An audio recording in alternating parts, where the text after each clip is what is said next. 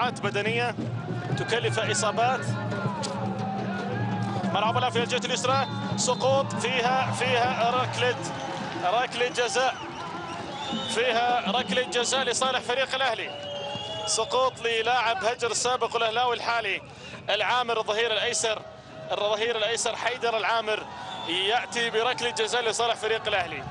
يبدو أن الثاني للأهلي قادم، عبد الله دوش عليه بطاقة صفراء. الحكم الأخيرة، الحارس بوجه الحارس عبد الله، جول والحارس يفهم للحارس والحارس يعرف للحارس والحارس يلعبها في المرمى مع ابتسامة يوروليم.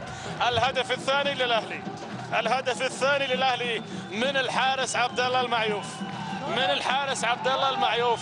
هدف المباراة الثاني يسجل الحارس عبد الله المعيوف، يركنها والله ركنة مميزين. واذا نذكر الحراس نذكر تشيلا فيرت المميز في تنفيذ الكرات الثابته، وهناك من كسر كل الارقام، الحارس الموجود الان مع ساو باولو البرازيلي، الحارس اللي